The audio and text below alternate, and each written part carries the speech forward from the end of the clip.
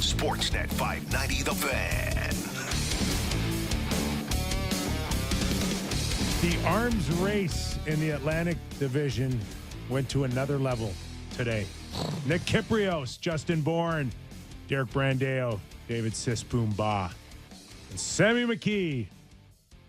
Glad you're along for the ride in the next couple of hours. Who knows what's going to happen between now and, 5 p.m. Eastern, because the Toronto Maple Leafs just dropped a big one, acquiring Jake McCabe, Sam Lafferty, a conditional 5th pick in 2024 and a conditional 5th-round pick in 25 from Chicago in exchange for a conditional 2025 first-round pick, 2026 second-round pick, Joey Anderson, some guy I've never heard before, Pavel Gogolev. And that's what you have up until now. We go to Friday, 3 p.m. Eastern, and it's anyone's guess if there's anything left between the Boston Bruins, the Tampa Bay Lightning, and the Toronto Maple Leafs. Yeah. And it feels like the Leafs have to do something else. They can't bring back Matt Murray. He can't play. Okay. All right. Let's just hold on. Let's just get into the nuts and bolts of this Start one. at the beginning. And before you tell me that ain't enough, All right. let's talk about what this thing means. Well, it means good things. Jake McCabe is a good fit for the Toronto Maple Leafs. He instantly becomes their leader in hits. Guy's even fought a little bit over his career, so we've been looking for that edge. Sammy's been clamoring for a butcher. He'll do a little butching, if that's a way to use the word. It's definitely not. So that's great. You know, he's playing 20 minutes a night for Chicago. He is a plus goal differential guy on a terrible Blackhawks team. Great. They got him to retain $2 million, so they're only paying him $2 million. He's got 2 extra years of term after this. Good fit, Kipper. Sammy, listen, he's not Chikrin. He's not Ekholm. He's not Gavrikov. He's Jake McCabe. Your thoughts on the bruiser from Chicago? This is just exciting. I'm really just floored that he did this again in terms of just trading another first-round pick. Yeah, like it just. I'm getting Alex Anthopoulos vibes here, boys. We're not going down. I'm getting 2015 Alex Anthopoulos when he traded away, burned the boats, traded away every prospect they had for Tulo and Price and all these different guys. It just really feel. Those are fun years as a Jays fan. Oh yeah. They didn't pan out. But I mean, they won a playoff series, so that was good. Yeah. So I am really interested in what McCabe's going to bring. Feel like this is something that they were sorely needing, a real guy on defense that's going to play in their top 4 immediately. Another hefty price to pay here, but after you make the first one, it seems like it makes a lot of sense to make the second one. Like you can't be half all in if you're asking me. So either do it all or do nothing. So I'm pretty pleased with this trade, if I'm going to be honest. Yeah, listen. My thoughts are this is a good move by Kyle Dubas. No question about that. Only time will tell if it's enough to beat Tampa or to go against the Boston Bruins. They are much better and much deeper than they were 2 weeks ago. Yeah. No question about that. I like the fact, as Sam alluded to, and you as well, that McCabe now is not a rental. It didn't cost you a hard first-round pick. Mm-hmm. You have him for next year at $2 million for a guy that potentially can play 20 minutes a night. He is. We'll wait and see. Can he be as good as McCabe, or can he be as good as Jake Muzzin? Mm-hmm. Could he have that type of influence? Will he be a poor man's Jake Muzzin? Yeah. Is he at least someone that you can put over the boards, trying to protect a lead and feel good that he could hang in front of the net? He's 6'1", 200 pounds, thereabouts, maybe even bigger than that. But he's got some size and some snarl to him. You can YouTube a couple of his hits, and he's thrown a few big ones over his career. So that's encouraging. And Lafferty is a guy we talked about lacking kind of depth and snarl. This guy, he's also, fought 7 times in his career, and he's fast in PKs, and there's some upside there too. No question about that. Another legit bottom 6. Yeah. Energy. Old Aston Reese is like, oh. Real deal bottom forward. Yeah. Yeah, I'm curious, what that ends up looking like. The competition at the bottom you talked about last week is getting real. Aston Reese had a good week last week, I thought, because, the Achari edition helped him, but also the pressure of like, oh, I'm the next one out here. Probably it feels to me like he's the one who falls to 13 in what's a much more feisty, aggressive lineup. Fast too, Lafferty. Really fast. This just feels like Dubas putting his you-know-what on the table. Feels like a guy whose job is on the line. Yeah. I won't use the phrase you put last year, but he put something on the table last week, and this year the whole package this time the whole package has been flopped out. It's all on the table here. Yeah. And listen, you see what Tampa did. We'll talk about that later. You see what Boston did. I think this is just kind of the poor man's version of the Boston trade with 2 guys that have a little bit of term, right? Like you traded for a bottom 6 sort of energy guy that hits and a top 4 defenseman. I'm not going to say Lafferty and McCabe or Orlov and Hathaway. I'm not going to make that, but it's a very similar acquisition in terms of what those 2 guys bring to the respective teams they're coming to. So it's pretty remarkable to see what this Eastern Conference is like. I respect, I was worried about them making all these trades when does it really give you that much better of a chance to beat Tampa? Now with this trade and with the way the Leafs have played since they made the other trade, outside of that crappy game in Chicago, I am feeling like they have a better chance now. Like, I really do feel like they are deeper and better suited to beat Tampa Bay. The upgrade is there, no question about that. The one thing that stood out the most for me. Is that what you're saying? No. I don't see this move as pushing all his chips in. This is just another ante up? Well, this is more, say, dependable. Yeah. That remains to be seen, but I don't know in terms of we think we know how they feel about Hull, Liljegren, and Sandin. So I don't think that there's much more room you can play with. Yeah. So, the only thing I wonder, Kyper, is would it be worthwhile to I don't have to say his name anymore. But they took him in a cost McCabe, and that their options, and that's nice. Well, you did Hull. Liljegren, Brody, yeah. Liljegren, Brody. Gio and Hall's interesting. Like, you need another pair that you can put out. So last year, in the post, Timmins is a clean 8 now. Yeah, it's nice to see that they have got some options now. Mm-hmm. If one guy goes down or there's an injury or whatever. But I agree with you. Like, there's no way I'm not throwing McCabe right into the fire and playing him with. Like that.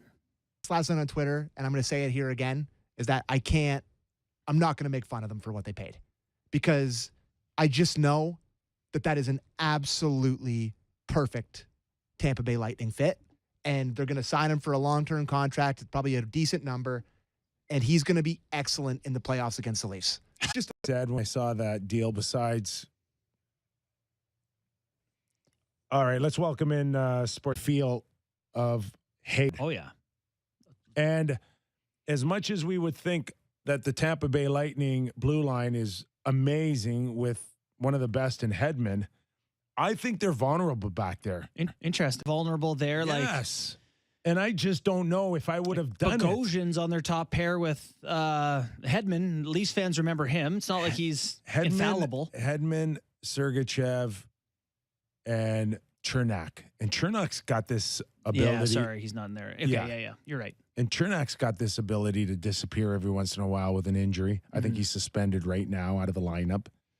That's why you don't see him, I think. Yeah. But I'm not sure if I would have had a boatload of a first, second, third, and fourth, I would have gone Tanner Jeannot first. Mm-hmm. And I don't think Ian Cole's a good player, a serviceable player, a depth guy. He has not replaced Ryan McDonough for me. No, Ryan McDonough is a big loss for them, right? Like, he was their guy who blocked the shots, the guts and glory type of guy. Such a war, but the way hockey is, you're going to get through them, and you're going to go up against the opposing team's defense at some point. So You know, I can see why. I can see why you say it. You can't avoid a good team. I'm starting to ease up a little bit on the argument about the Leafs sort of division. We don't care about Toronto playing Tampa in the first round. What we care is it's about Toronto playing Tampa in the first round. What we care is it doesn't. Like, it's like by the time you get to the final, it'll be the easiest team you've played. Yeah. I'm not sure that's a good thing or not. Mentally, probably a good thing, though. You'd rather play. So just to spin this back on finishing my thought, then you can just, it's, you know, like I said, it's an arms race. You got a nuclear warhead, I get two. Yeah, you sure do. And if you can get Samsonov looking more like he did against Seattle and less like what we've seen the last couple of weeks, maybe just being a little bit under Vasilevsky will still be good enough for the Leafs to get past Tampa Bay. So looking at the two rosters right now, and like you were mentioning, I do think from the net out, the Leafs are a better team, like in terms of the forwards, defense, like in total. But like you said, Vasilevsky is an absolute boogeyman. He's a dream haunter. Yeah, the last 3 playoff years, he's played 25 games at a 927, 23 games at a 937, and 23 games at a 922. So he's been pretty flawless. Kipper, you mentioned that series against Columbus. He's an 856 in 4 games. Yeah. It can happen. Of course it can happen. The game has to get played. Yeah. And that is also. And that unfortunately can't get fixed at the trade deadline, no matter. No, you can't make the other team not have Vasilevsky. We have traded for them to not have this player. Yeah, not an option. So yeah, it is, you know, can you protect Samsonov well enough? I still believe if Samsonov can pitch a 9-10, it would be enough. They just need to not lose the goaltending matchup badly. They just can't lose it badly. So, you know, if he struggles and you have to go to Matt Murray, you're reeling pretty hard. No doubt that's a critical piece. So in the end, we're less upset. I feel, you know, what the assets the Leafs have moved, seeing what everyone else is doing around the league here. And, you know, it still is a long shot. And again, I don't know what Matthew Nyes will bring. Interesting. But there is that thought that he will get some looks. I think he will sign his professional contract when he's done. He will be brought in. I don't know if there's time to fit him in somewhere to get some looks, get his feet wet. How badly, how desperate you want to look. Minnesota can lose. They don't have to win the national championship. You know, it's not written in stone. They're going to go till April 8th. It's a good point. You know, it is hockey after all. It's still, but one of the main reasons I've liked them adding the forward depth with Achari and Lafferty, and I mean, I won't include Ryan O'Reilly as depth, but those two guys is, I think, one of the things it accomplishes is easing the pressure on Matthew Nyes coming in and having to contribute to this lineup, right? Like, if he's... Can you play 10 on the third or fourth line so Kerfoot can play up or something? If he's completely undeniable and you play him in a game before the regular season, or you need a jolt in a playoff game or something, I like having him as an option as opposed to a savior. Yeah. You know, that's like a great way to put it. As a guy that can come in and, you know, change things up. He scores one sneaky one in OT for you. And just having him as not being the guy that's riding in on a high horse to save the Leafs bottom six, I think is good for everyone involved, including Matthew Nyes. With Nyes, like, Pierre Engvall's playing time comes into question. Like, if you're healthy and you put Nyes on the left side, or, you know, we don't know what he's going to look like, but, you know, suddenly a guy like Engvall, so that's, you know, the bottom two lines right now are Engvall, Kampf, Yarncroc, Kerfoot, Achari, Lafferty. We're only guessing right now what the left side's going to look like for game one against Tampa Bay. And whether or not ultimately it will be like in game one now. Well, yeah, but I mean, you want to see what it looks like prior and get some sense of what they're going to do, or, you know, some information to make that decision on. So we assume it's Bunting, Tavares. Again, I think we said verbatim. He's the whisperer now.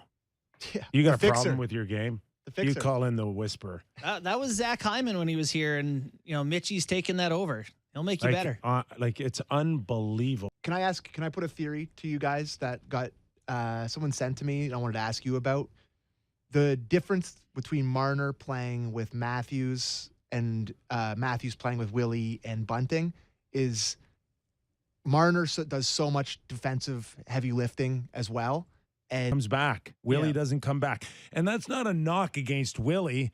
That's just Willie being Willie. That's how Willie gets his points. And Willie, the big difference between Willie now and Willie then is he is to take more opportunities rather than looking for Austin. Austin's shots per game, I think, are down to 4.1 from 4.8 when he plays with Mitch. So he gets more opportunities. He defends a little bit less. It makes a lot of sense. I don't see any way that you reconstruct these lines in a way that doesn't keep those two together game one of the playoffs. Yeah. And come on, they got to keep the big guy happy. Oh, yeah. Yeah. And you can see them after they score. Like in a perfect world, I mean, I think they were probably forced into this to help. Appeared on us. He doesn't look like the 60-goal scorer we had. Oh, by the way, the majority of those 60 goals came off of playing with number 16. Get them back together. Don't care. Ryan O'Reilly, don't care. Tavares, don't care. Matthews, care. Yeah. Put him now. Yeah. No, it's the right time for them. And hopefully, Matthew starts to find that energy a little bit. He mentioned yesterday about finding a little bit of an extra step, when you see it go in, and he's been looking to see that more. So that's great. I mean, they're loaded. Just curious to see what you do with the other guys now. All right, let's welcome in former NHL scout, writer for Sportsnet.ca, and a big part of Sportsnet's coverage for trade deadline come Friday, Jason Bukala. Thanks for joining us, Jason. How are you? Doing fantastic, fellas. Not so sure what's going to be left on Friday by the time we get there, but whatever. It is what it is. You and Elliot could fight over Malgin getting traded again. I hear there's some teams interested in him. That's all that's going to be left for Friday, man. You guys better bring a cribbage board, Monopoly, something. Yeah. I hear you, buddy. I hear you. So your thoughts, because we know Chikrin's out there. We know Gavrikov's out there. We know Ekholm's out there. The Leafs go with Jake McCabe. Let's get your thoughts. Let's start with Gavrikov. I wasn't buying the hype, Kyper. I got to be honest with you. I broke him down quite a bit through the course of the year. I don't see in a heavy, hard series that Gavrikov is going to give Toronto what they require. I had some issues with it. I'm going to give you a little bit of scout speak. I hope I don't bore you to death. But his balance when he goes to present against opponents down low in the zone, like in the corners below the goal lines, he's hunched over. He's a poke checker more than he's a banger. Like, he might bump up to a guy, but when you're defending against a speed rush, guys like Gavrikov, they have a hard time gapping up because when you're hunched over and you're leaning forward with your stick all the time, your balance is off. So if you swing and miss, the guy's going right to the net with the puck. I wasn't buying high on Gavrikov right from the outset. So that's one thing. And I thought that the ask was outrageous as well, especially when he's on record saying that he doesn't want to sign anywhere that he goes. So, come on. Just not to cut you off, but the ask, a first and a third, is that what you're hearing? I heard first, third, and fourth. Oh, wow. Okay. I heard the first and the third. So, from experience in the past dealing with Columbus on the other side, I can tell you that they're stringent, I guess is the best way I would put it, in terms of their beliefs in their players. And they're hard. I don't want to say they're hard to deal with. Let's just say they're stubborn to deal with. Let's just say that. So they dig it. Yeah, they dig it. Ekholm, I would have loved for the Leafs to pick up Ekholm. I know he's 32 years old. At 6'2", they would have had to massage things a little bit differently, which probably would have meant they would not have been able to bring in another depth forward like Lafferty. Out of all the defensemen, though, he would have been my guy that I appreciated the most. Yeah, me too.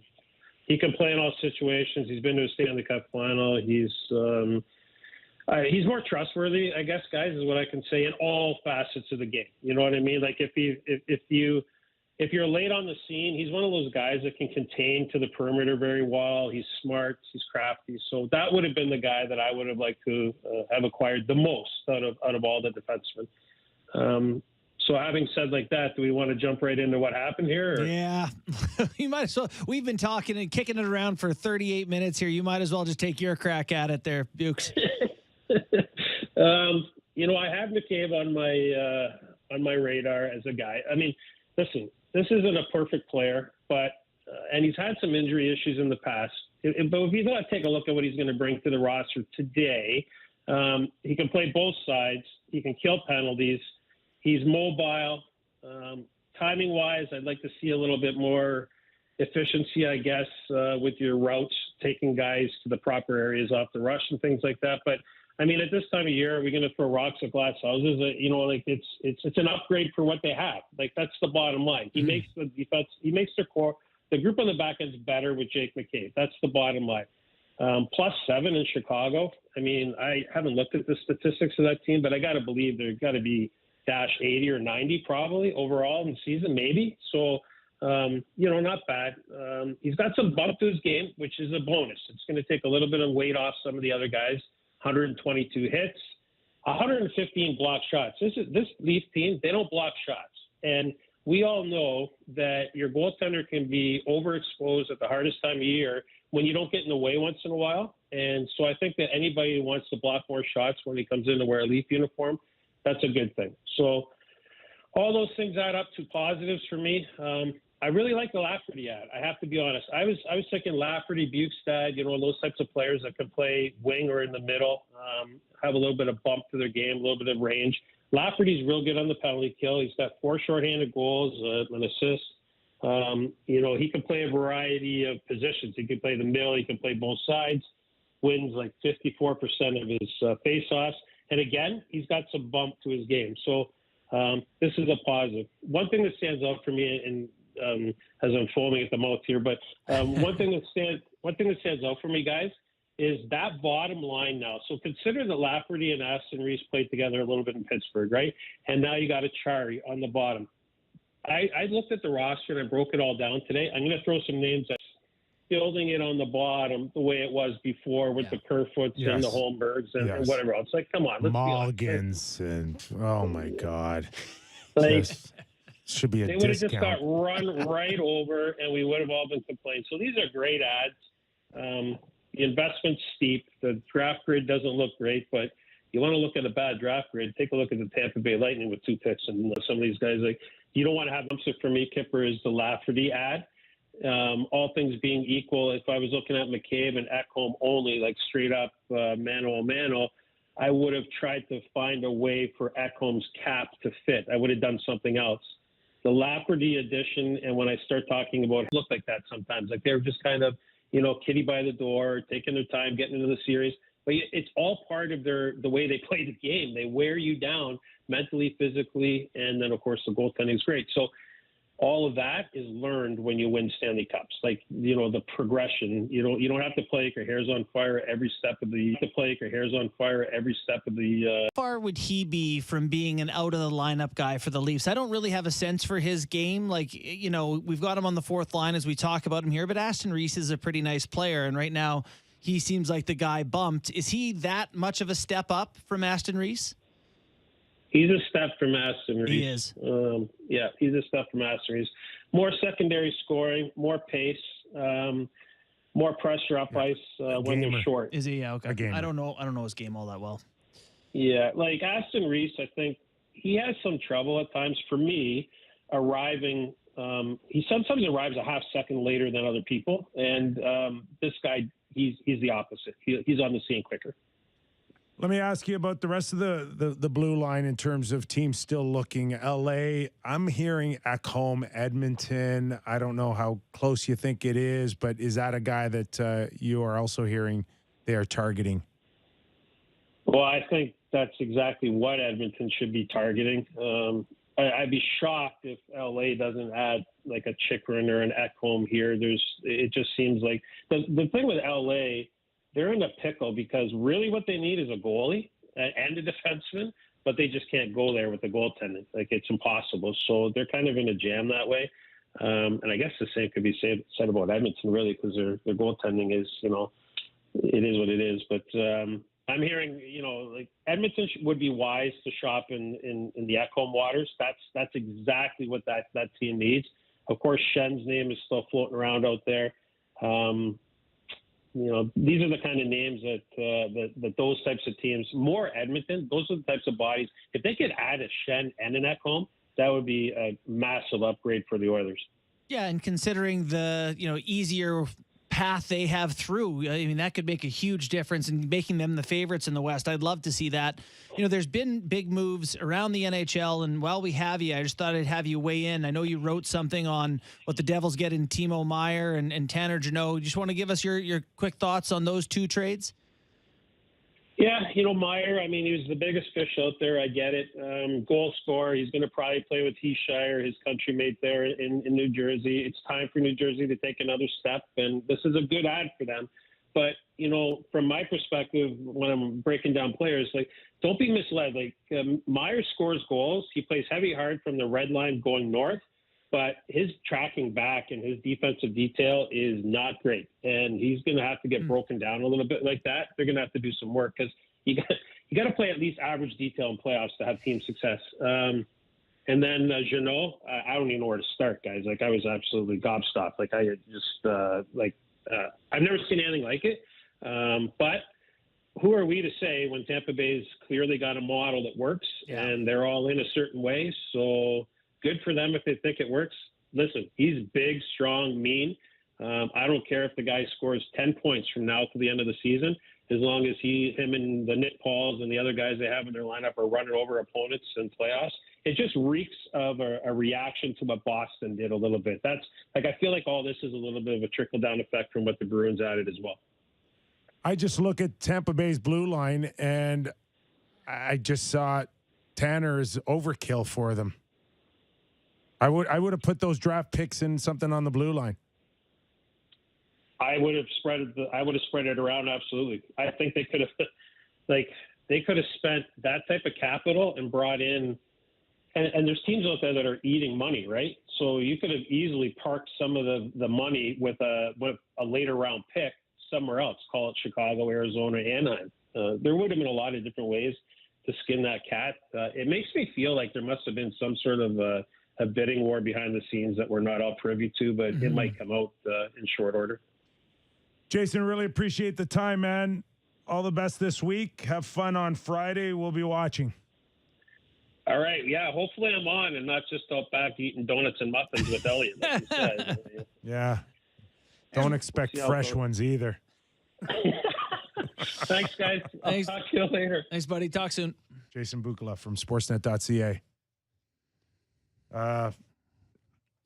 There's going to be a few more trades. There's no question. It's just interesting now that, again, of all the trade deadlines I've covered, there just seems to be a race now to get things done now instead of the 3 p.m. Yeah.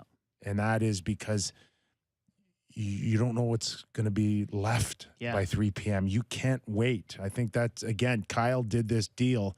In a perfect world, maybe he would have liked to seen some prices drop, but with the demand of defense, I think Kyle really felt if I don't do this now, it won't be available for me come Thursday night or Friday. And particularly when you're a team that has multiple holes you want to fill, like the Leafs clearly looked at their forward group and said, not good enough. Look at top 6, bottom 6, blue line now. 3 new forwards.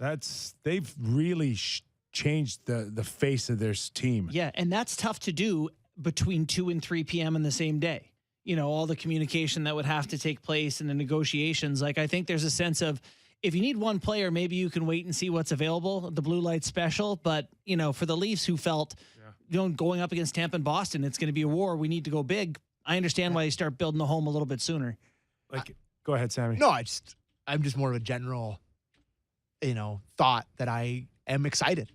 I am, been a Leaf fan my whole life, and a lot of times at trade deadlines, they've been underwhelming for the Leafs, and they've picked the wrong trade, and they've done weird things, and you look back, and this just kind of brings me back to my youth, and they were having those massive trade deadlines, and they were trading for Gary Roberts, and trading for Ron Francis, and trading for Brian Leach, and trying to win. It's a exciting and scary feeling to be all in because of the matchups. It's like love, Sam. You have to commit. I've been in love for a long time, boys, so we don't need to get into that. But it's just a very It's a Talking very about a guy that's had his heart broken too, right? Yeah. I have. Very Listen, protective. you know how protective I've been. I Like I know. even said I Yes. didn't like the Ryan O'Reilly trade, but having seen I didn't like the price, but having seen everything that's shaken out here now, I'm officially on board. I'm excited. Yeah. It is. I have to admit. I really think by Friday, we're going to see a lot of those moves for like guys for $1 million, $1.5 million that can kind of clean up your salary cap. Yeah. Yeah. Right. I that's what it's going to be. It's going isn't to be it? like, yes, who got traded for a 7th? Yeah. And you're and like, oh, a- that guy in a Columbus, he's been there for ninth 3 years. Like, Okay, more guys that I've never heard of. Ted Schneebly from the Yeah, Dallas Stars. yeah. It's just I feel for those guys. Yeah. Could be a long day. Thoughts over the weekend as we start hearing how close maybe Pat Kane is to becoming a Ranger. This one has been a strange one for me almost right from the get-go, and it's almost as if the New York Rangers went Tarasenko first because it was like we don't know if he wants to play or not. With Kane. Yes, for Kane, he doesn't even look that good. Watch him in Toronto a week and a half ago, and it's like he looks disinterested. And now it's like the Rangers are scrambling to jump through hoops on what do we need to do, and if we have a roster of 16 or 17 for the next couple of games, so be it. But this one's just felt strange to me. Yeah, there's almost a sense too where it feels a little bit anti-competitive. Like we're just like doing this favor for Kane to let him go play at the place he wants to go play. Like I don't know that it's the best thing for the Rangers to, take on a $10.5 million Feels like contract. they're doing too much. They're doing a lot here to get a guy that, like, I don't know. I understand how he's Like looked him. recently. Like them. Yeah, But I'm just and I doing a want to lot. see it happen. Don't get me wrong, but I get your point, Kipper, that this feels. Yes. We should go to break because Dubas is going to talk around 4. So Okay. let's go to break. And I'm All going to right. get Kipper a new pen because I can't watch this anymore. And then we'll pick up on Kane, too. Yeah. All right, And let's take Meyer. a quick break. And Meyer, plenty more, including the Nashville Predators as David Poyle exits and Barry Trotz comes in. So much more on The Real Kyper and Bourne. Stick around, and we'll be back after these words. Does that work for you? A little bullet?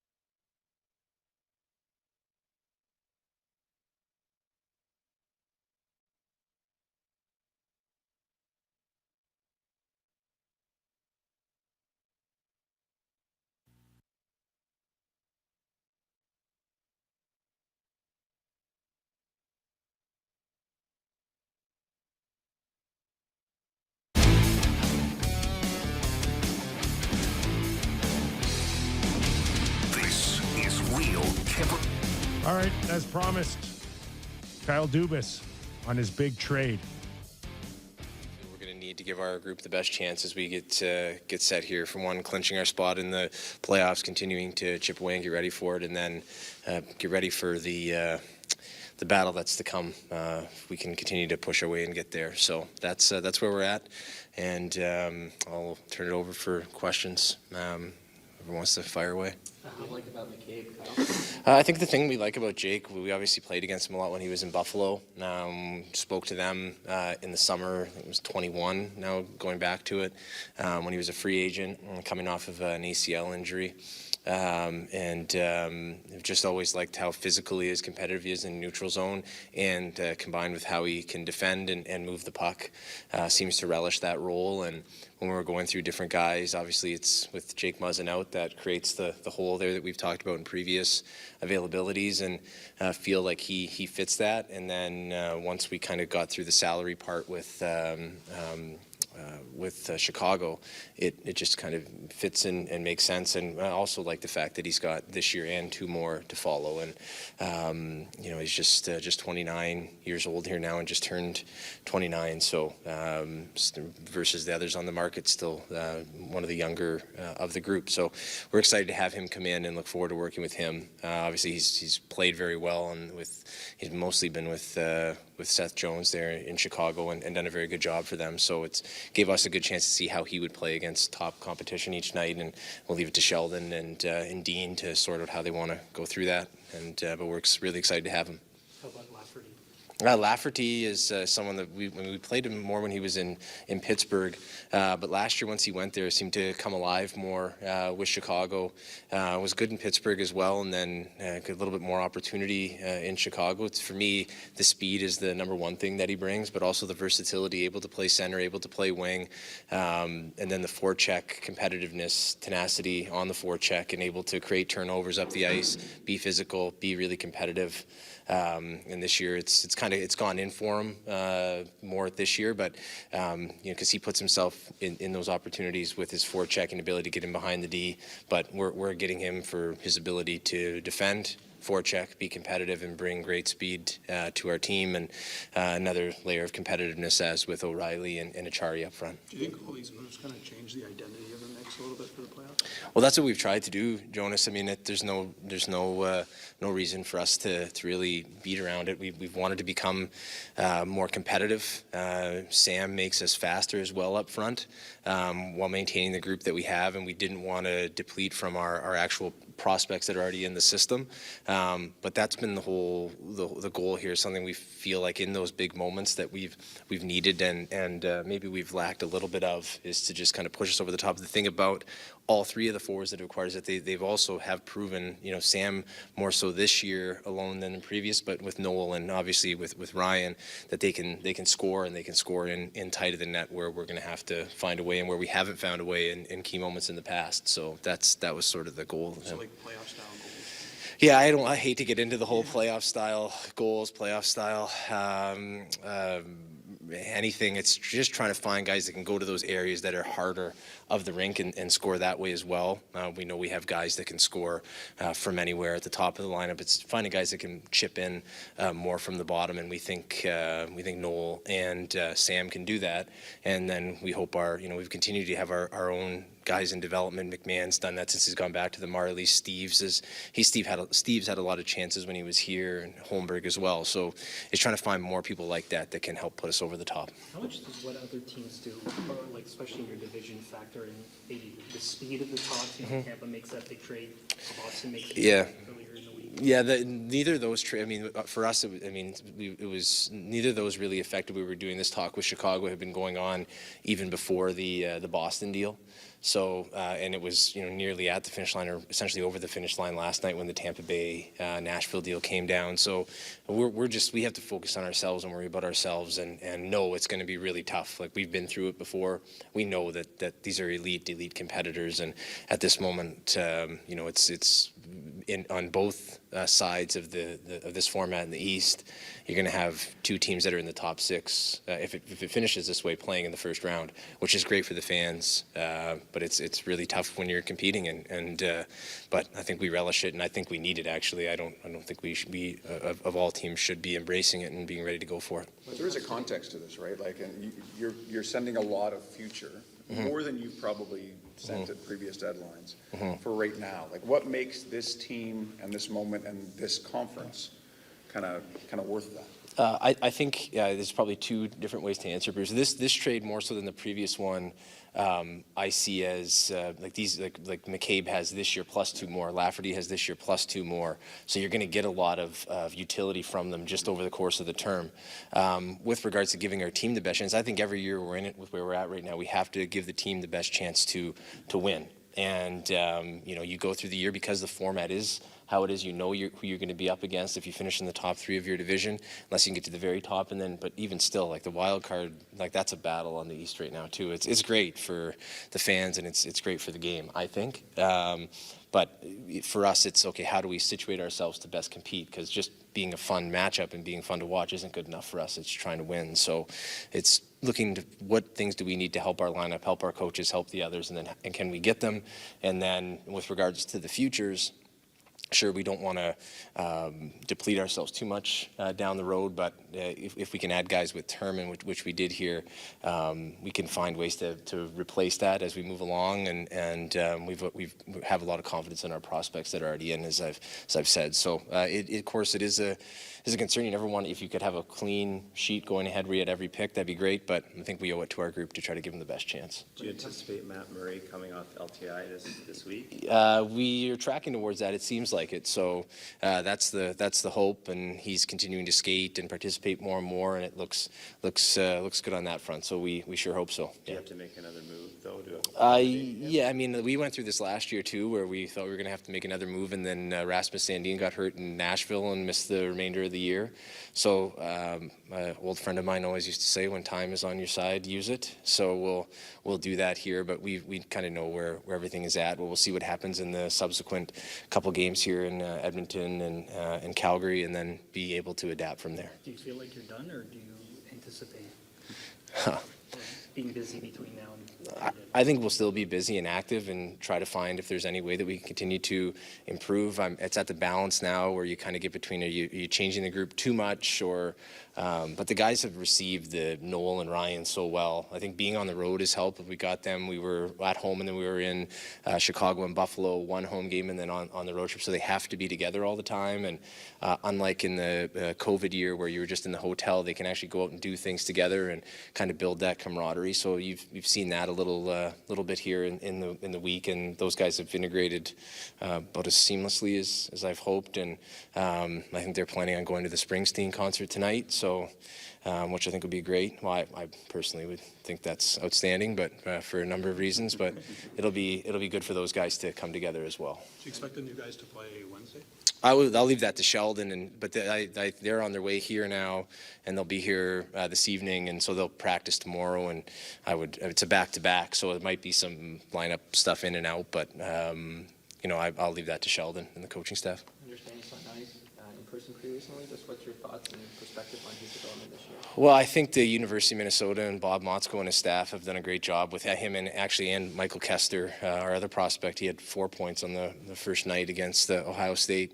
I think that they've just done a great job continuing to build into Matt's game developmentally, the ability to use his size and strength to make plays and build space for himself, and then take advantage of it. He plays with 2 other elite prospects, which is fun to watch. It was a fun game to watch on Saturday. But I can't rave enough about the job that they've done at University of Minnesota with him. It's being able to utilize his strengths to the best of his ability, which is a huge developmental task. It sounds obvious, but it isn't as smooth in execution as it is in ideation. So he's come along really well there. And then there's less one-on-one forcing plays. It's more playing within their system and strengths, and then he was imposing himself physically as well. So he's done good work there. But the staff and the crew at University of Minnesota have been excellent for him. So I think they have a bye this week, and then our hope is to see them win the Big Ten championship if they can, because we got 2 guys there, not to cheer for one team team over another. But when he went back, it was to try to win the national championship. So I think that's important for our prospects, is learning how to. Those are high pressure, one and done games. So we hope for a long time he's in them, and this is a good chance to get used to him. One thing with McCabe is he's never played a playoff game. I don't think he's played a game that was a really high pressure game since he was a World Junior. Right. Is that I don't know. How do you look at that? I have just a very unique way of looking at it, in that we had Ron Hainsey here, who was the same. Went through his whole NHL career, didn't play in a playoff game, had some of that when he was younger, and then went to Pittsburgh and stepped in and was a key part for them in winning the Stanley Cup. And I actually went back and forth with Ronnie this morning about that. You never know. You'd love to have guys who've all won before and all done it, but I just think the way that he plays is the best probably projection of how he's going to be in those moments. So he plays with high pressure, physically competitive, and doesn't really give an inch to people, and that's what we're going to need in those moments. So we think it'll translate well, but it is interesting, and it's just luckily knowing Ronnie a little bit from having him here, it kind of gave me the more comfort in the fact that when you look at it, some of it's circumstantial, right? It's just he was with Buffalo just before they kind of took off, and they're kind of on their way now, and that's sometimes just the way it goes. Is there any concern whatsoever that Nyes won't sign? Are you 100% confident? Oh, I never know. I mean, it's not a discussion we've had, at a great deal of length, Luke. So until any player actually goes down that path, I don't know. I don't have any reason to be heavily alarmed at this point, but our focus for him is on helping his team win the Big Ten, and then hopefully they can push to win the national championship. We would have some other guys that are pushing along the way as well in college hockey, but he obviously set that as his goal going back, and they're ranked number one. So we don't want to distract him with anything, and certainly don't want to distract their program. On a personal level, what's the last few weeks been like for you? From the outside, it looks like there's a lot of pressure. Do you feel some satisfaction here with the moves you made? Is there more? How are you feeling? No, I mean, I've never been asked that. Thank you, Mark. This to me is the most fun time. Like I said to the guys this morning as we were kind of pushing it across the finish line, like when you're, I don't know, unless you've been like in there doing it, like the moments when you're just getting a trade that you've worked on for a while to the finish line, it's the most exciting part of it. And then, seeing the guys come in like Noel and Ryan, and not even their production, but just the way that they've played and helped the team, and then the way that the guys react to it and where we're at, like it's to me is the most exciting time. And I don't know about wouldn't say that it feels pressure. You feel a duty in this job to do everything you can to help the group of people that are part of it, the staff and the players. And we're fortunate here to have great staff, great players that deserve everything from my end to help them get over the top and reach their potential, which is to win. So this to me is the most exciting time. And then the trade deadline comes and you're kind of on the trail that Luke was just asking about, which is going to see your guys in college and Europe that are going to be coming over soon and then ready for the draft. But this is the most fun part of this, really. I mean, it's, whether you want to call it pressure or not, I don't know, but it's a lot of fun. Perfect. Thanks, guys. Thank you. Thanks, everybody. Thank you. Kyle Dubas, general manager of the Toronto Maple Leafs, addressing the pickup of Jake McCabe and Sam Lafferty. We'll see who's in the lineup as early as Wednesday night. Edmonton Oilers. What a week we have ahead here. 2 games, right? Back to back. Is it Wednesday, Thursday? Wednesday in Edmonton, Thursday in Calgary. And then Saturday in Vancouver. So everybody in Vancouver can get all bent out of shape because it's a 7 o'clock 4 o'clock. 4 o'clock. Yeah. Pacific time. Boy, they don't like that out there. The day after the deadline, too, there may be interesting to see what the Canucks look like. Are they going to unload Demko or JT Miller or Brock Besser or Tyler Myers or OEL? Like, what are they going to do? Cluster truck. Yes. Truck full of clusters. So can we just quickly look at this from the Chicago perspective, this trade? Sure. Because me and Bourne were talking about this a little bit before the show started, but this is how you rebuild. Over the next 3 drafts, the Blackhawks have 6 first-round picks and 17 picks in the first 3 rounds in 26 total. So they have 3 from Chicago, 2 from Tampa Bay, 1 from Toronto, and then 6 second-rounders, 5 third-rounders. But season ticket holders can't come and watch. Listen, I know that. Future draft picks. They should actually trade some of those. That's too many. You can't develop. Yeah, it's too many. 20 guys at once. That they're going to have coming in here in the next. That's a lot of assets. You know what? Yeah. That's all it is. It's just assets and 6 first-round picks. Just 3 listening years. to Tampa Bay, Brisebois, I think, was quoted as saying, listen, these picks, there's no guarantees and there's just no way, no knowing for sure. And we're in the here and now, and I've got to help these guys win now. And I get all of that. It's not so much that you want these assets so you could use them to actually pick at a draft, but it's also making sure that you don't give them up for the wrong trade. Mm-hmm. Like, you don't want to be in a position a year from now to say, oh, I really like that guy. He became available, but I gave my first rounder away last year. Now I don't have it. Now I'm out of play. Yeah. That's the thing that you want to protect yourself from. If you're Chicago. Anybody, really. Yeah, just anybody with your assets. It's not so much that you want it so you can use it yourself, but it's a huge chip. You got to turn it into a player on your roster. You got to turn it into the right player, though. Yeah. You don't want to turn it. You don't want to give it up for the wrong guy.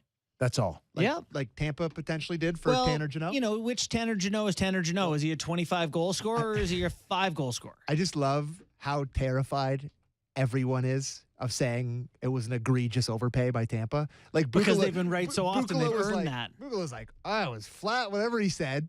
And he's like, but, it's like, who am I to say? You also got to assume that you're not giving up those assets unless you have a clear idea of what he's going to resign for. Yeah, you think? Yeah. Yeah. I would hope that they understand that they've got a good chance of getting him on a long-term deal, probably a little cheaper than Nick Paul. Yeah, I had heard that Nashville had offered Jeannot to go long, like 6 times 2 type of thing, and Jeannot didn't want that. Well, so Paul is 7 3.15. Maybe he's 6 2.5. Are you the guy that played for Nashville last year, or are you the guy that's playing for them this year? Well, that's why you're getting the discount for if you're Tampa. Hopefully he's closer to the one than the other. And I've probably had 2 or 3 viewings of the Predators this year, which that's a lot. It seems like, but he's not unnoticeable on the ice. Right. Would you take Jeannot or Bunting? Would you take Jeannot at 2.5 or Bunting at 5? Jeannot. Oh, heartbeat. Is that a serious question? Jeannot is Absolutely leading Jeannot. the NHL in fights, and he scored 25 a year So ago. if my whole point in this is if Bunting is looking at $5 million, then why would Jeannot go and sign for $2 million? Mm-hmm. Well, when you just told me you'd rather have him than Bunting straight up. Yeah, No, not straight up at those values. Yeah. I mean, Straight up, who would you want? Probably Bunting. Bunting's points? yeah, Yeah, I'd Bunting probably scored take Bunting. 60 points last year, even if he's a 40 guy on a different line or 50-point guy on a different line. He's But a nice 2 player, versus Bunting. He's 5. smart. 2 versus 5, Yeah. then we start the conversation. Bunting, a 60-point guy away from Matthews and Marner? No, but he's probably 45. Different players. Yeah. Different players, but Yeah. apples to oranges, I guess, when it comes to But to your money point, yeah. if Jeannot looks at Nick Paul and says, I'm not Nick Paul either, I think Jeannot's already 27 or something, isn't he? I might be way off there. I think Maybe he's 25. 25, okay. Yeah. So 26 in May. So if you're Jeannot, you look at Nick Paul and go, maybe I'm not quite that value, but I'm still young. Give me 6 years. I'll take $3 million flat. If he turns himself into a 20-goal scorer and he can beat the crap out of people, Yeah, he's not that's a $3 million closer guy anymore. to me to being Tom Wilson and Right. Anderson in Montreal. But that's why you're getting 6 years. If you aren't those things, then you get a 2-3 year deal like everyone else who's a I got to think he's in a pretty good position to bet on himself now in Tampa. yeah. If they, So what's your point here? What do you think you're saying he's not going? I don't know if they can get him re-signed if he has a good run. If if they lose to Toronto in the first round, and maybe you are looking for the guaranteed $12 million on 6 years. But if they beat Toronto and they have success against Boston in a long series and you're a big part of it, maybe you have turned yourself into a $3 or $4 million player. So you think that small samples like this, like a 1-game series, can dictate millions of dollar swings on his contract? I do, yeah. Yeah. Well, again, you have to. You've said that about Leaf guys too. You have to show that you helped influence that series, though, right? But like Ryan O'Reilly, if he comes here, and in the first round the Leafs, lose in 5 games and he has 2 points, or if they win the first round and he has 6 points, no massive swing in his next contract. Yeah, you've lost a lot of leverage. Yeah. You can't win. Well, there's been so many guys that have gotten paid off their playoff results. Ask Philly Lano. I was going to say, ask Philly Lano about that. It happens. You know, the Oilers guy who was so good when they went to the Cup final. Pisani. He had issues, but it's just like when there's so many eyes watching you in the biggest games that are the most meaningful, and you perform at the highest level in those games, GMs are bound to convince themselves, and I would too, that you're worth more. It just goes to show you the value of eyeballs, though, because like the World Juniors are valued as they are, not just because it's the World Juniors and the games are one-offs, but because that's when people are watching. Yeah. It's just a matter of people are watching. You want people to see you play well. To me, it's not the games necessarily. A good playoff could solidify Bunting's position at wanting $5 million, or does he take a Trevor Moore deal at low 4s? The best case scenario for the Leafs is Michael Bunting is unbelievable in the playoffs. They win the cup, and then he goes and earns $6 million for someone else. So $5 million for someone else. There's something else in that press conference I wanted to ask you about before. One more thing before we go to break. He said about when they got asked about activating Matt Murray for Lafferty, and he said, a good friend of mine said, if time's on your side, use it, or what is that what he said, right? Lou Lamoriello, that's Lou. But he said somebody got hurt. They don't have any games. Sure they do. No, until Wednesday? Well, he's saying the Leafs have up until the deadline Friday, Wednesday, Thursday. They got play 2 games for somebody to get hurt. Okay, but so they don't have to be cap compliant to activate him on March 1st. They're still allowed to activate Matt Murray on March 1st. No. He's saying if someone gets hurt and they LTIR Sandin or they LTIR. They can drop somebody between now and Thursday who gets hurt, and that will have a direct effect on Matt Murray coming back. Okay. But Lafferty and Jake McCabe can play in the game. Yes. Okay. Yeah. The team they can dress has to be in. compliant. Yeah. Okay. All right. I was just double checking that with you guys because I was confused by that, but you guys are smarter than me. So no, it is. It's all very. None of us are Brandon Pridham. Yeah. Okay. One more thing. Springsteen concert. Is that what he said? Yeah, they're going. All the Leafs are going to a Springsteen concert tonight. They're still in Seattle. Of all the things I missed that. Yeah, they're going to a Springsteen concert. Okay. Whose choice is that? What's wrong with Kyle, Springsteen? Probably. I like Springsteen, but like Mitch Marner like Springsteen? If he's smart. I know. Springsteen's 70 something. Yeah, it's like it's not that I don't like Springsteen either. I'm just surprised. Austin Matthews, gun to his head. How many Springsteen songs can he name? I'm setting the over under at 2.5. Born in the USA. It's all he's got. Yeah. Born to Run. The screen door Born in Arizona. Yeah, there you go. Mary's dress with. Are we doing quick Dubas takeaways or after the break from that presser? Well, I don't know. Is it what else you want? You got nothing out of that? I don't know. Are you happy? Are you? Let's go to break. Proud of yourself? I don't know what I got out of that. All right. Somebody asked him, you feel good? I don't know. He's got no contract. How good can he feel? I don't know. I mean, I don't know about how good he can feel, but he was asked if he's going to be busy at the deadline.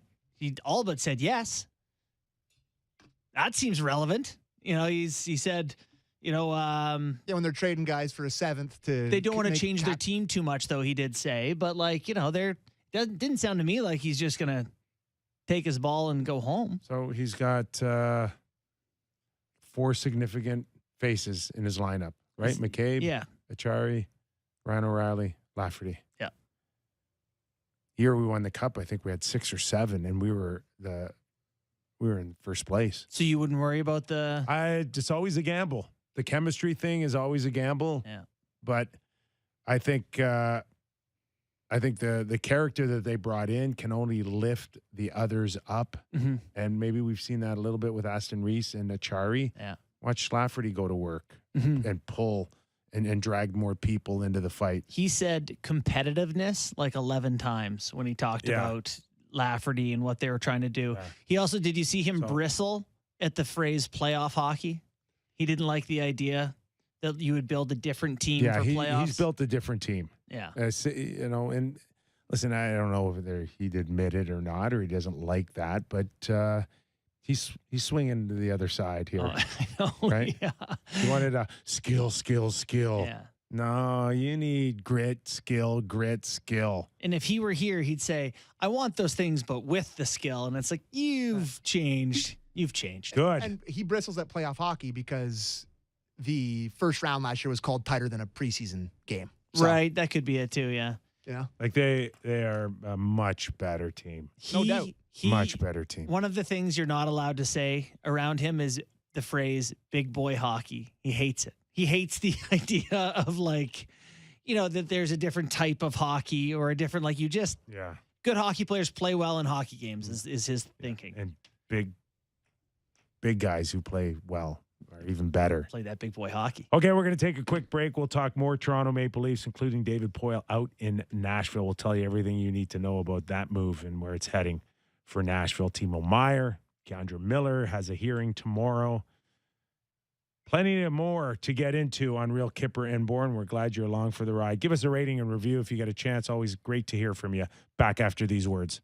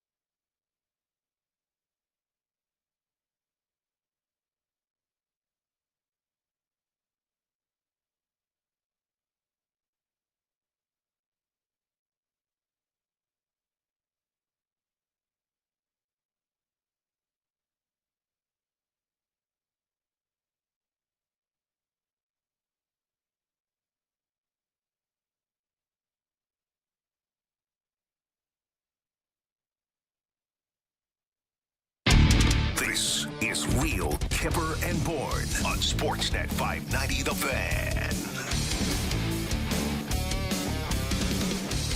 All right, plenty more to dive into. Justin Bourne, Nick Kypreos, Sammy McKee. Are we done with the Leafs or anything else you want to? What's our producer laughing at? I don't know. Wow. Just beer league hockey chat. You know what? Sorry, boys. I've lost him. You lost him? Yeah. You got Are me you back? there? You got him back? Got you hear me? audio. You need a new IFB. My FB's shot. We don't need Sam anyway. You just talk to me. Can you hear me? Can you hear me? Can you hear me now? Is this thing on? Can you hear me now? Nothing from Sammy? Nothing. Nothing. You tell me what he's saying. 'Cause No. I hardly pay attention to him, to be honest with you. He says you're handsome and wonderful. Okay, where do you want to start?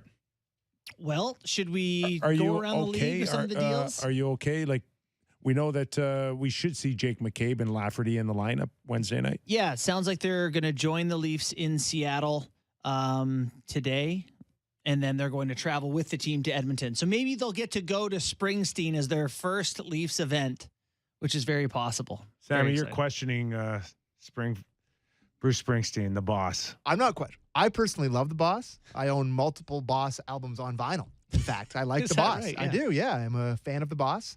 I can sing you any Boss song you want, but I just don't think it's like a Gen Z hockey player thing would be to go see Bruce Supposed to be Springsteen. going to Bad Bunny. Yeah, or like Bieber or Drake Right. or Springsteen All right, just seems so weird. We're okay with the McCabe, Lafferty. Yeah. Ready to move on a little bit? We talk around. Yes. Where do you want to start? Timo Meyer. You want to get to? Here, let's get you on a headset here. Let's do some so you can get Sammy involved in your world too. Throw one of those on. Timo Meyer thoughts. I'll go first on that. I think it's a bit of a steal. I think it's a bit of a steal for New Jersey. This is almost a defining moment for Mike Greer. Is that, his first sort of big swing at it. And I wasn't overly impressed. New Jersey has a number of top end prospects they could have gone after. You know what it is for me is that it seems some people want a whole bunch of stuff, and it looks like more than getting one guy back. And if it does, put all your eggs in one basket and see if, one of these Devils prospects could have panned out for him or a top pick. I just didn't think they got anything that made me overly impressed with the return for San Jose. If you're judging it by letters in names, like at the amount, the Sharks hit it out of the park. You think so? The names of these letters and people- names, I see. Yeah. The names of these guys is unbelievable. Consonants? Yeah, The Wheel of like, Fortune? honestly, I can't believe the letters in these people's names. I've never lots really of- heard of any of them, other than I guess Fabian Zetterlund was their first rounder from last year, who I guess but I was expecting it to be one of their finest pieces, like Luke Hughes or Yeah. Dawson Mercer or what's that other guy? They have another Luke Holt, something Holtz. Simon Nemec. Yeah. Oh, They yeah. they've got. You think this is one of those where a year or 2, 3 people are going to be judging Mike Greer I do. as way over his head or inexperienced No. or missed out an opportunity to get it's a better? big one to start off your career. And I think you'll be looking years from now going, okay, they got Zetterlund, he's whatever. They got Andreas Janssen, okay. They got, a late first. Johnson they've been trying to get rid of for a very Yeah. long time. Yeah. They got the first that may not end up being overly impactful based on where the Devils are good, right? Like, I just don't see them, unless they hit on a late first rounder. I don't know. But good for the Devils. Hey, I got to think, too, that really no different than Tanner Jeannot, that you've given up whatever you've given up. You got to get him signed. Mm-hmm. Like they have to know where the ballpark is for him on a long-term deal. And I got to think that they would have had some idea that they've got a chance to re-sign him long-term before you make this commitment. Yeah. Like the $10 million QO is a lot, but if you're saying we traded for this guy and we can do whatever, 8 times 9 Yeah. or something like that, maybe that's a little bit more reasonable for Yeah. a guy who shoots at a ton and is going to score 40 goals. I wonder how hard Winnipeg pushed. I mentioned Winnipeg having Timo as an alternative to fill in for a couple of guys that, depending between now and Friday or now and a a year and a half from now, a lot of their stars, their contracts are done. Scheifele, Wheeler, a couple more years, Hellebuck. Yeah. Winnipeg they need to get aggressive here. They've lost 3 in a row. They're up on Calgary by 5 points to stay in the playoffs. That could shrink. Yeah. In a week. Sure. It could. My general criticism of Cheveldayoff has been just a lack of aggression. With his core here, he's got to do something. He's had that reputation, though, as just not waited out. It's a great way to keep your job. We haven't traded any prospects. We're okay. Will eventually get us to a David Poile conversation. There's a guy that's kept his job for over 30 years, and now we know that's coming to an end. But before that, maybe Calgary might be licking their chops a little bit, knowing that Pierre-Luc Dubois is out of the lineup. Did you see that? So is that true? The Dubois thing? Dubois? I don't know. He hurt his hand on a saw. I don't know what Bourne said. It could have been a joke. I'm on it. Sammy, you got to confirm that for us. What, I got sourced with Pierre-Luc Dubois? Listen, I was scrambling around a little bit at the start of the show. I wasn't checking in on Luc Dubois' hand at Home Depot, okay? Well, you were, let's be honest. Yeah. We couldn't get you away from the Blue Jay preseason game. Okay, let's... I am wearing my Jays hat today, so yeah, I was all in on whoever played for the Blue Jays today, but I don't know what's going on with Pierre-Luc Dubois. Is that true, Bourne? I don't know, but either way, it doesn't make much of a difference in terms of the Jets still need more players and fast. Okay. Well, it's a big story if it's true. If he's hurt? Yeah, you think? Well, what does it change? They need a person. They need better players now. Either way, don't they? They run the risk of missing the playoffs without him. That's true. That's a big one. Yep. Seattle is now, the 2 wildcard spots are currently held by Winnipeg and Seattle. The Kraken, who I recently declared that I just had enough of this season, they're in trouble. Last wildcard spot. Just begging the Flames to figure it out. Hey, what's your thought on the Flames? You keep saying cryptic things about the Flames, and I can't figure out what you're trying to say is going on. That they may miss the playoffs? Yeah, they may miss the playoffs, but you mentioned Tree Living doesn't have a contract. Tree Living's does that imply he'll be aggressive? Or no, what it implies is that he's not in any position to sell any pieces like David Poile just did prior to the announcement that he'll be leaving. No real surprise there, correct? I don't know, a guy who's there forever. It's always a surprise when he's not there. But I am surprised. Feels like a surprise. They also interviewed Barry Trotz. They had a welcome presser. This has been in the works for a long time. So my question then is, you can't tell me that Trotz now is not the assistant GM. No, he's the guy. Even today. Yes. Oh yeah. You're not going to make a move without the guy who knows he's going to have the job being okay. He's in all the calls now. This was really set up for.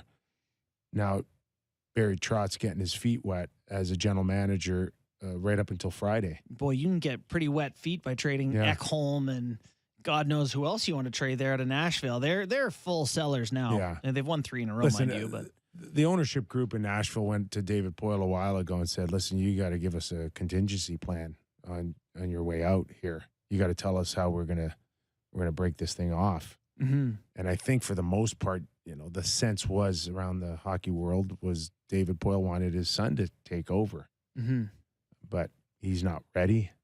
And that, I think, brought in Barry Trotz around Christmas time. That this whole thing kind of came together in the last 4-6 weeks. And now Barry Trotz is right in there, right up until Friday's deadline on calls from here on in, and probably had a big play into what's going on there. And Tanner Janot and now Ekholm, I hear, is very much out there, very much in play. I think the Leafs were right in there as well before they decided on Jake McCabe. Mm-hmm. And now there's a real strong sense that the Edmonton Oilers are finding ways to make it work. Ekholm would have cost the Leafs Matthew Nyes. I'm glad they didn't do that. I don't know what Ekholm's going to look like the next 3 seasons at 6.25 or whatever. I think he'll be fine for a couple of years. Yeah. I do. And right now, I hear for the Oilers to make it work, they'd have to be willing to give up Broberg. That's the name that's out there. Which is something they have to do. They have to. You know what's Have wild? to. The Oilers I totally agree. are the only team in the NHL that has their first round pick from the last 10 years still in their organization. You look at who they picked in the first round the last 10 years, every single player is still a part of it. This is just to point out how passive they've been in terms of trading picks and prospects for, it's actually, I think, 11 of their last 12 guys. Only Yakupov is the only guy who's not in there. So, yeah, they can go ahead and move a few guys and know comfortably that they haven't been selling off assets. Yeah. The other thing, too, is much like Kyle was able to convince Chicago to pick up 50% of McCabe, they're going to have to find a way for Nashville to pick up some salary off Ekholm at 6.25. I think you'd have to bring that thing down for Edmonton to 4.25, 4.5. Yeah, now you're talking Broberg plus then. Yes, if you're saying, of well, course. we're going to pay you, Yes. hang on to $2 schmil a year for us. Connor McDavid thing, sense of urgency thing. Well, if you don't get aggressive now for Connor McDavid, I'm sorry, Ken Holland has let the team down. Failed. This is Wayne Gretzky in his prime. Yes. This is the time to not go and say, well, we want to make sure we maintain all of our development. Shut up. Go get the good players for Connor. Save those picks, I guess, for when Connor leaves. Because you didn't make any trades. That's right. Yes, and that's it. You don't win. You don't get aggressive. He's not sticking around forever. Yeah. But there's still teams looking right now. LA Kings, a lot of people thought that they were close on Chychrun. Something happened there. No question. Everybody I keep talking to said something switched, that they really thought the deal was done a while ago. Mm-hmm. And so they still want to improve. The Kings do, yeah. And Gavrikov is out there as well. Mm-hmm. I love when someone like Bukala comes on and, really watched a bunch of video and breaks the guy down.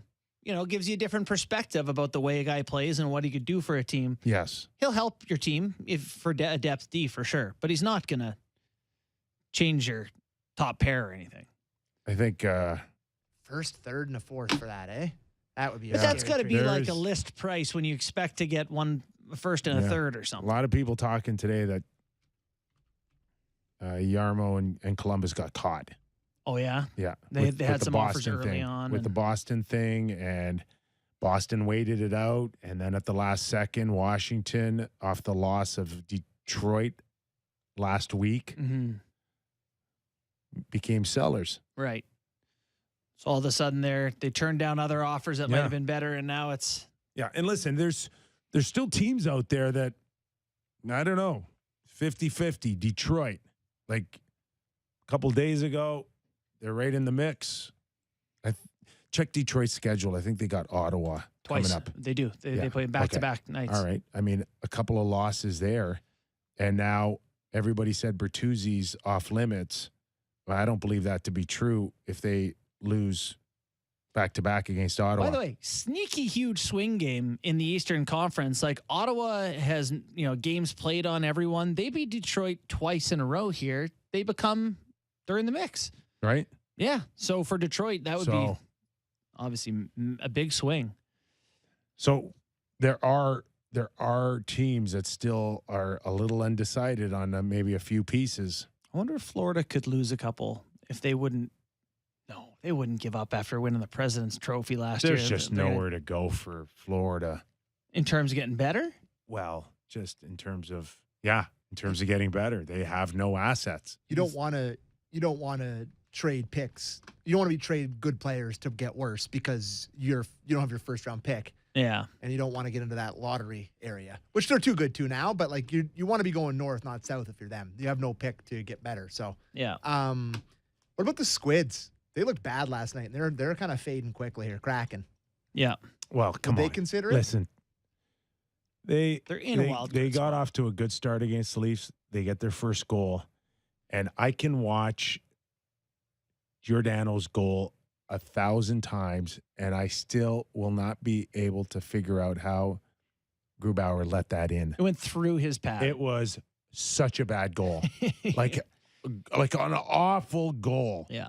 And that Give O'Reilly credit for creating the complications in front of him. I really hated the third one too, where Marner comes out from behind the net. To Liljegren, he should get across on that. He's just stuck on the post. To me, that's an issue. I mean, like, great that goal, sucked. but yeah. The Giordano goal completely changed the energy off that start for Seattle. Yeah. Funny you mentioned the third one too, because and that goal too, you could say he was screened, and the other one was a post to post. It's like, okay, well, these NHL goalies, they don't get through. Right. They don't get through. That hurts. But they are in a wild card spot, and the West doesn't really have any challengers. Like, it's flipped, because remember last year, the Islanders finished 9th in the East last year, and they were, do you know how many points they were out of the playoff spot last year? 16. The 8th seed had 100 points. They had 84. This year it's flipped, where the West is becoming that. If Calgary doesn't get their act together, Seattle can limp into the playoffs. Yeah. And I'd love to say they'd get dummied by whoever they play, but who's any good in the West? I just got a source sent me a text. Gudis is for sale. You want Gudis? I think the Leafs would have wanted Gudis pre-McCabe. Yeah, they always liked Gudis, didn't they? Well, I don't know. They had the chance to sign him in the offseason. I think they passed. But they've circled each other before in the past. For sure. That's a Luke Shen Gudis coin toss, isn't it? Yeah. I think I'd rather have Gudis. But I tell you what, I'd rather have Gudis on my third pair than Liljegren. Oh, don't hit me. Whoa. In the playoffs this year only, not for their careers. So maybe Kyle's not done. I don't know. I disagree with that. Liljegren's been so much better this year. I can't have enough guys that just put a little fear in God and your opponent. Okay? Don't underestimate that. Gudis won't. Yeah, he'll run into somebody and then turtle, and they go to fight him. So it happened once. That happens all the time. Yeah. The Arbor Jacques guy, Wi-Fi called him out for it. It happens all the time. Yeah. So. Yeah. I mean, interesting to know if that would intrigue them. I don't know. But like, if you're Florida, what are you selling? You get a third rounder for Gudis, and then what? I don't know. Couple good games tonight, boys. Boston, Edmonton is an excellent hockey game. And you got Detroit and Ottawa, which now is sneaky meaningful. And you've got Vegas and Colorado tonight, too. So some good hockey games. What is tonight. going on with Colorado? Who's their centerman, guys? Like, take a look. There's slim pickings. God, do they not need somebody? Yeah, there's all this talk that they were going to get one of the big names. It was going to be Kane or Taves, or, everyone was talking about, they'll look good in Colorado. None, we talked about moving early because you're not sure what's going to be left here. Yeah, you got JT Compher as your second line center right now with them. Yeah, not good enough. They're going to get healthy, though, right? Are they missing? They're missing a lot of great players, yeah. Landeskog's out, Helm's out, Eric Johnson's out, Francouz, Makar's out. Like, they got a lot of people out of the lineup right now, so. Right. Lars Eller. That's what I'm calling to Colorado. Lars Eller. Yes. Lars Eller. Yeah. Love it. I think that's a great fit for them, isn't it? I don't know. Washington's in selling mode. You know who else is an interesting name is Jensen on Washington. If they're going to sell off their D, he's a pretty good defenseman. He is. He breaks it out well. Yeah. Just want to pick up on Pat Kane, and I think you talked about this earlier, just in terms of sometimes the fit, the chemistry, and I'm looking at that like, say, first power play, and like, who's out if Kane comes in? Yeah, what are they? Tarasenko, Zibanejad, Panarin, Fox on the point, and Chris Kreider. Kreider's like the best power play. Yeah, 50-goal scorer in front of the net. That's his spot. So, who's out? I tell you what, I don't know if you don't want to trade for Tarasenko and not have him on the first line, because you will hear it. Yeah, really.